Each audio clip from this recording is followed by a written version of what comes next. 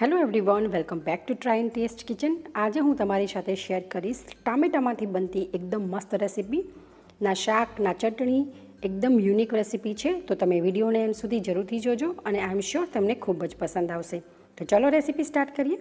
જો તમને રેસીપી પસંદ આવે તો વિડીયોને લાઇક કરજો, શેર કરજો અને આવી જ નવી રેસીપી જોવા માટે હજુ સુધી તમે મારી ચેનલને સબસ્ક્રાઈબ ના કરી હોય તો નીચે આપેલું રેડ બટન પ્રેસ કરી સાથે બાજુમાં એક બેલ આઇકન આવશે, એને પણ દબાવી એમાં ઓલ સિલેક્ટ કરજો, જેથી તમને મારા આવા બધા જ વિડીયોની નોટિફિકેશન મળતી રહે.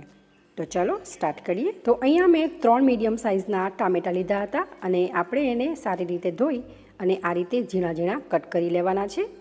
હવે આપણે એક પેન લઈશું અને પેનમાં આપણે 2 ચમચા જેટલું બેસન ઉમેરીશું. તો એપ્રોક્સિમેટલી 1/4 કપ જેટલું બેસન હશે, 4 થી 5 ચમચી. બેસનને આપણે લો ફ્લેમ ઉપર એકદમ સારી રીતે શેકી લેવાનું છે. ધ્યાનમાં રાખવું કે લો ટુ મીડિયમ ફ્લેમ ઉપર જ શેકવું, અધરવાઇઝ બેસન બળી જશે. તો લગભગ 3-1 મિનિટનો ટાઈમ થઈ ગયો છે. ગેસની ફ્લેમને બંધ કરી દઈશું. બેસનનો કલર પણ ચેન્જ થઈ ગયો છે. પેન ગરમ છે તો આપણે 1 મિનિટ સુધી આ રીતે હલાવતા રહીશું. હવે આપણે બેસનને પ્લેટમાં કાઢી લઈશું. ત્યારબાદ હવે આપણે ફરીથી પેનને ગેસ ઉપર ગરમ કરવા માટે મૂકીશું અને તેમાં 1 ચમચી જેટલું તેલ ઉમેરીશું. 1 ચમચી ઇનફ છે, બહુ વધારે આપણે તેલ આમાં જરૂર નથી એડ કરવાની. તેલ ગરમ થાય ત્યારબાદ આપણે અડધી ચમચી જીરું ઉમેરીશું અને જીરું ફૂટી જાય ત્યારબાદ આપણે જે ઝીણા સમારેલા ટામેટાં હતા એ ટામેટાને આપણે પેનમાં ઉમેરી એકદમ સારી રીતે મિક્સ કરી અને તેલમાં સોતે કરી લઈશું. આ રેસીપી એકદમ યુનિક છે અને તમે ક્યારેય વિચાર્યું પણ ન હશે કે ટામેટામાંથી આ રેસીપી પણ બનાવી શકાય. જો રાત્રે ક્યારે શું બનાવવું એ સૂચતું ના હોય ડિનરમાં, તો આ રેસીપી જરૂરથી ટ્રાય કરજો. આઈ એમ શ્યોર ઓછી મહેનતમાં એકદમ ટેસ્ટી એવી રેસીપી બનીને તૈયાર થઈ જશે. તો આપણે સ્વાદ અનુસાર મીઠું ઉમેરીશું અને ફરીથી બરોબર મિક્સ કરશું. હવે આપણે કવર કરીને જ્યાં સુધી ટમેટાં સોફ્ટ ન થાય ત્યાં સુધી કૂક કરી લઈશું. તો લગભગ 3-1 મિનિટનો ટાઈમ થઈ ગયો છે. ખોલીને ચેક કરશું. ટમાટર આપણા એકદમ સરસ સોફ્ટ થઈ ગયા છે. હું સ્પેચ્યુલા વડે આ રીતે પ્રેસ કરું છું તો આસાનીથી પ્રેસ થઈ જાય છે. એકદમ સારી રીતે આપણે એને મેશ કરી લેવાના છે, એકરસ કરી લેવાના છે. હવે આપણે તેમાં મસાલા ઉમેરીશું. તો તમે જેટલું તીખું ખાતા હો એટલું આપણે મરચું ઉમેરવાનું છે. અહીંયા મેં અડધી ચમચી ઉમેર્યું છે. 1/4 ટીસ્પૂન જેટલી હળદર ઉમેરીશું અને 1 ચમચી ધાણા જીરું પાવડર સાથે થોડી લીલી કોથમીર ઉમેરીશું. બધું જ એકદમ સારી રીતે મિક્સ કરશું. મસાલાને એકદમ સારી રીતે આપણે સોતે કરવાના છે. તો મસાલા એકદમ સારી રીતે સોતે થઈ જાય ત્યારબાદ આપણે જે બેસન શેક્યું હતું ને એ બેસન આપણે થોડું થોડું ઉમેરીશું. જેટલું જરૂરિયાત લાગે એટલું જ આપણે ઉમેરવાનું છે.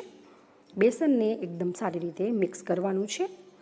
બેસન મિક્સ થઈ જાય તો પણ હજુ થોડું જે મિશ્રણ છે એ મને લૂઝ લાગે છે, તો ફરીથી આપણે થોડું બેસન ઉમેરતા જઈશું. તમને આ રેસીપી કેવી લાગે છે એ મને કમેન્ટ કરી જરૂરથી જણાવજો. અને જો તમને રેસીપી પસંદ આવતી હોય તો વિડીયોને એક લાઇક જરૂરથી કરજો અને તમારા ફ્રેન્ડ્સ ફેમિલીના ગ્રુપમાં જરૂરથી શેર કરજો આ રેસીપી. તો તમે જોઈ શકો છો કે બેસન એકદમ સારી રીતે મિક્સ થઈ ગયું છે અને એકદમ પરફેક્ટ કન્સિસ્ટન્સી આવી ગઈ છે. આ બધું જ કામ આપણે લો ફ્લેમ ઉપર કરવાનું છે. ગેસની ફ્લેમ લો રાખીને જ આપણે એને શેકવાનું છે. તો હવે આપણું આ એકદમ પ્રોપર ટેક્સચર છે. કવર કરશું અને આપણે 2 મિનિટ સુધી એને થવા દઈશું. ગેસની ફ્લેમ આપણે લો જ રાખવાની છે, એ ધ્યાનમાં રાખવાનું છે. તો લગભગ 2 મિનિટ બાદ તમે જોઈ શકો છો એકદમ પ્રોપર ટેક્સચર આવી ગયું છે.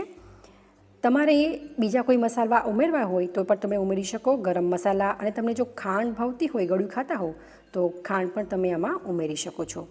હવે આપણે મિશ્રણને પ્લેટમાં કાઢી આ રીતે સ્પ્રેડ કરી દઈશું, જેથી આપણું મિશ્રણ છે એ જલ્દી ઠંડુ થઈ જાય. તો તમે જોઈ શકો છો કે મિશ્રણ આપણું એકદમ પરફેક્ટલી ઠંડુ થઈ ગયું છે. હવે આપણે એને સાઈડમાં રાખી દઈશું. અહીંયા મેં પરાઠા માટેનો લોટ બાંધીને તૈયાર કર્યો છે, પણ આ પરાઠાના લોટમાં મેં ઘીનું મોણ ઉમેર્યું છે. કારણ કે ઘીના મોણ ઉમેરવાથી પરાઠા એકદમ સરસ ખસ્તા અને ક્રિસ્પી બને છે. જો તમારે સોફ્ટ પરાઠા બનાવવા હોય તો તમે ઘીની જગ્યાએ તેલનું મોણ પણ યુઝ કરી શકો છો. થોડું મીઠું ઉમેરી અને એકદમ સોફ્ટ લોટ બાંધીને મેં તૈયાર કરી લીધો હતો. હવે આપણે લોટને એકવાર મસળી, તમારે જે સાઇઝનો પરાઠો બનાવવો હોય એ ટાઈપનું તમારે લુવું લઈને તૈયાર કરી લેવું. ત્યારબાદ હવે આપણે લુવાને આ રીતે મોટું કરી લઈશું પૂરીના શેપનું અને એમાં આપણે સ્ટફિંગ ભરીશું. તો સ્ટફિંગને પણ એકવાર સારી રીતે મિક્સ કરી લેવાનું છે અને તમારે જેટલું ભરવું હોય એટલું ભરી શકો. એપ્રોક્સિમેટલી હું અહીંયા 2 ચમચી જેટલું સ્ટફિંગ ભરું છું. હવે આપણે ચારે સાઈડથી લોટને ઉપર લઈ લઈશું અને એક પોટલી જેવું વાળીને તૈયાર કરશું. સ્ટફિંગને વચ્ચે દબાવતા જવાનું છે અને ઉપરનો એક્સ્ટ્રા લોટ છે આપણે એને કાઢી લઈશું. તો આ રીતે આપણે લોટને કાઢી લેવાનો છે અને ઉપરની જે સાઈડ છે એને પણ આપણે આ રીતે સીલ કરી દઈશું, જેથી આપણું જે સ્ટફિંગ છે એ બહાર ન આવે. ઘણીવાર આપણે પરાઠા બનાવતા હોય તો સ્ટફિંગ બહાર આવી પરાઠા ફાટી જતા હોય છે. તો એનું એક રીઝન એ પણ હોય છે કે સ્ટફિંગ તમે ઠંડુ નથી થવા દેતા અને ગરમ ગરમ ભરો છો તો પરાઠા આપણા ફાટી શકે છે. તો સ્ટફિંગને એકદમ સારી રીતે ઠંડુ કરી લેવું, ત્યારબાદ જ પરાઠા વણવા. હવે આપણે લુવાને થોડો સૂકો લોટ સ્પ્રિંકલ કરી આ રીતે હાથ વડે મોટું કરી લઈશું, જેથી આપણું જે સ્ટફિંગ છે એ ઇવનલી બધી જગ્યાએ સ્પ્રેડ થઈ જાય અને પરાઠાને આપણે હળવે હાથે આ રીતે વણી લઈશું. તો નાનું, મોટું, પતલું, જાડું તમારે જે પ્રમાણે વણવું હોય એ પ્રમાણે તમે વણી શકો છો. તો અહીંયા મેં મીડિયમ સાઇઝનું પરાઠું વણીને તૈયાર કરી લીધું છે. હવે આપણે આ પરાઠાને શેકી લઈશું. તો તેના માટે મેં તવાને ઓલરેડી ગેસ ઉપર ગરમ કરવા માટે મૂકી દીધો હતો. હવે આપણે વણેલું પરાઠાને તવામાં શેકી લઈશું. થોડી વાર બાદ આપણે પરાઠાની સાઈડને ચેન્જ કરી દઈશું અને ઉપર આપણે ઓઇલ એપ્લાય કરીશું. તો તમારે ઘીથી શેકવું હોય તો ઘીથી પણ શેકી શકો છો, બટર યુઝ કરવું હોય તો બટર પણ લગાવી શકો છો. હું અહીંયા તેલનો યુઝ કરું છું. હવે આપણે ફરીથી પરાઠાની સાઈડને ચેન્જ કરીશું અને ઉપરની સાઈડ પણ આપણે ઓઇલ અપ્લાય કરી દઈશું. તો આ જ રીતે આપણે બે સાઈડથી એકદમ ગોલ્ડન ક્રિસ્પી થાય ત્યાં સુધી પરાઠાને શેકી લેવાના છે. તો આ રીતે બધી સાઈડ આપણે પ્રેસ કરતા જવાનું છે, જેથી કોર જે છે આપણી બિલકુલ કાચી ના રહે. તો તમે જોઈ શકો છો કે એકદમ પરફેક્ટ ગોલ્ડન કલર આપણો પરાઠાનો આવી ગયો છે. જોતાં જ ખાવાનું મન થઈ જાય એવા આપણા પરાઠા બન્યા છે. આ પરાઠા એકદમ ટેસ્ટી લાગશે. તમે એકવાર ઘરે જરૂરથી ટ્રાય કરજો.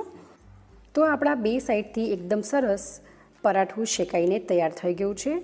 હવે આપણે આ પરાઠાને પ્લેટમાં કાઢી સર્વ કરશું. તો લસણ ડુંગળીનો યુઝ કર્યા વગર એકદમ ટેસ્ટી એવું ટામેટામાંથી બનતું આપણું પરાઠું બનીને તૈયાર છે. એકદમ સરસ સ્ટફિંગ આખા પરાઠામાં સારી રીતે સ્પ્રેડ થઈ ગયું છે. તમે જોઈ શકો છો. હું તમને ખોલીને પણ બતાવું છું. તો તમે પણ એકવાર ઘરે જરૂરથી ટ્રાય કરજો અને કેવું બને છે તમારા ફીડબેક મને કમેન્ટ કરી જરૂરથી જણાવજો.